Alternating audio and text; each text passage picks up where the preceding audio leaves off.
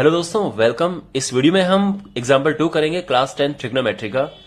ये question students को बहुत डिफिकल्ट लगता है।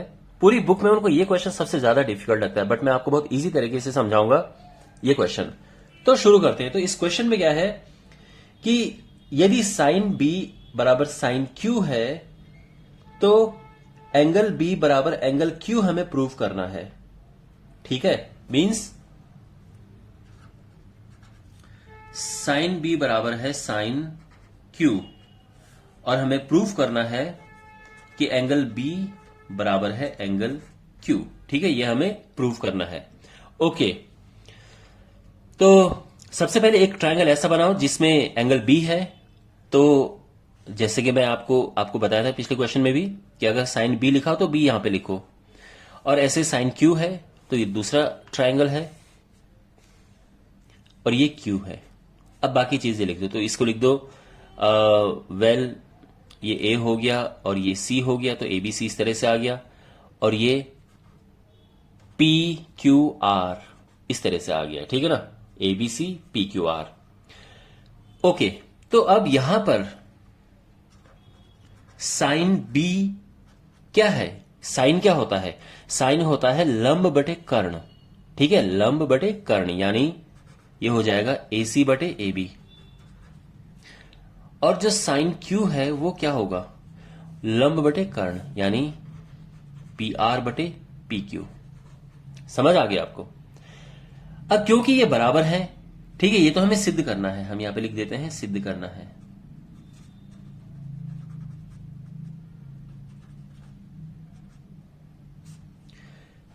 अब क्योंकि ये इक्वल है तो इनको भी इक्वल रख देते हैं, तो ए सी बटे ए बी बराबर हो जाएगा पी आर बटे पी क्यू के। अब यहां तक तो बड़ा आसान है। इसके बाद अगला स्टेप आप ठीक से समझो। देखो, हम क्या करेंगे कि इस पी आर को यहां नीचे लेके आ जाएंगे,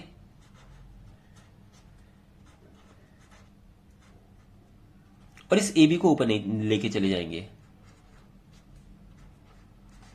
अब इससे हुआ क्या, ये देखो, ए सी और पी आर ये एकदम साइड आप देख सकते हैं कॉरेस्पॉन्डिंग साइड टाइप की लग रही हैं बिल्कुल। And A B and P Q, A B and P Q ये दोनों कर्ण लग रहे हैं। ठीक है ना, ये दोनों लंब लग रहे हैं। आई मीन ये दोनों लंब हैं तो एक साथ आ गए हैं। ये दोनों कर्ण हैं और ये एक साथ आ गए हैं। इतना समझ आ गया? इसको मान लेते हैं के।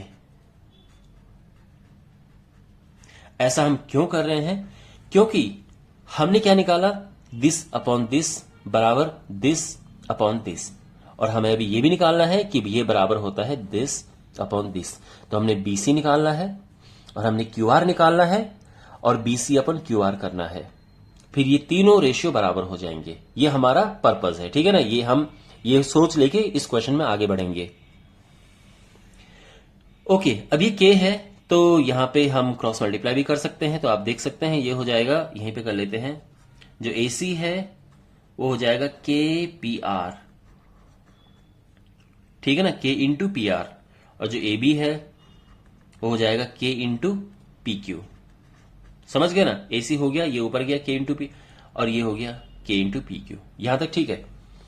अच्छा, अब देखो यहां पे जो बीसी है, देखो अभी तक एसी और इसका चर्चा हुआ है। अब हम बीसी की बात करेंगे।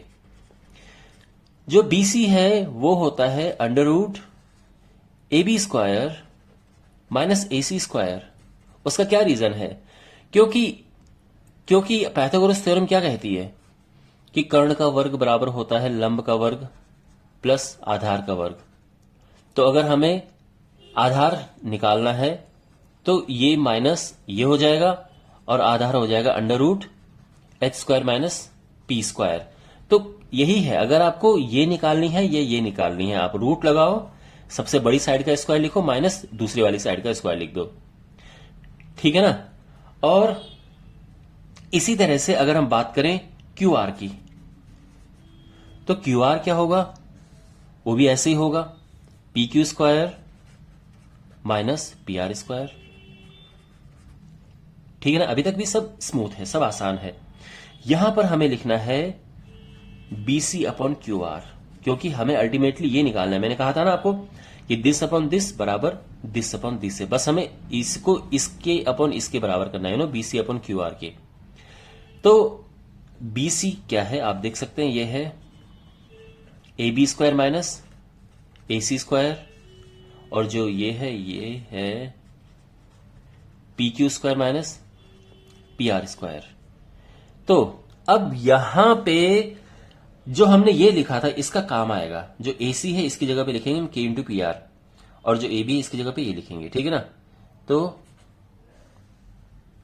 AB की जगह पे क्या लिखा, K इंटू पी क्यू का स्क्वायर, और जो AC इसकी जगह पे लिखा K इंटू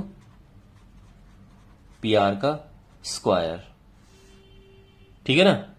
और अपॉन में हम लिख देंगे ये P Q square minus P R square. Well, इसके आगे सॉल्व करना कंटिन्यू करते हैं। यहां पर ये के स्क्वायर है और ये भी के स्क्वायर है, समझ लेना आप भाई, ये होल स्क्वायर है तो के ऊपर भी स्क्वायर है, तो इसको कॉमन ले लो।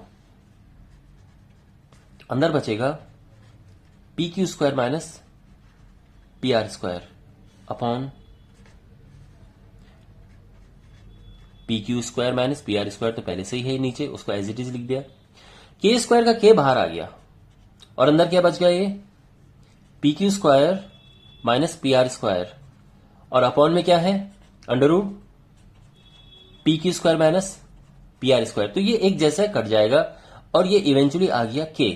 अब आप देख रहे हैं यहां भी के था और ये भी के आ गया है ये, तो इसका मतलब ये है कि A C upon P R बराबर A B upon P Q बराबर B C upon Q R. समझ गए, यानी this upon this is equal to this upon this is equal to this upon this. और ये किस में होता है, ये होता है सिमिलर ट्राइंगल्स में। Therefore triangle A B C जो है वो सिमिलर है ट्राइंगल पी क्यू आर के, और जब ट्राइंगल सिमिलर होते हैं तो उनके कॉरस्पॉन्डिंग एंगल्स भी इक्वल होंगे। तो इसीलिए हम कह सकते हैं कि एंगल बी बराबर एंगल क्यू, और यहां पे एंगल ए बराबर एंगल पी है, एंगल सी बराबर एंगल आर है। सारे कॉरस्पॉन्डिंग एंगल इक्वल होते हैं जब सिमिलर ट्राइंगल, यानी इनको कहते हैं समरूप त्रिभुज। तो ये दोनों त्रिभुज सिमिलर यानी समरूप हो गए हैं, और समरूप त्रिभुजों के जो ये कॉरस्पॉन्डिंग एंगल्स होते हैं, संगत कोण होते हैं, ये बराबर होते हैं। तो ये प्रोसेस है, मैं उम्मीद करता हूं कि आपको समझ में आया होगा। बाकी और वीडियोस को देखने के लिए डिस्क्रिप्शन में आप चेक करें, उसमें लिंक मिलेगा आपको, प्लेलिस्ट है, और वहां पे आप देख सकते हैं। थैंक्स फॉर वॉचिंग, मिलते हैं अगले वीडियो में, टेक केयर।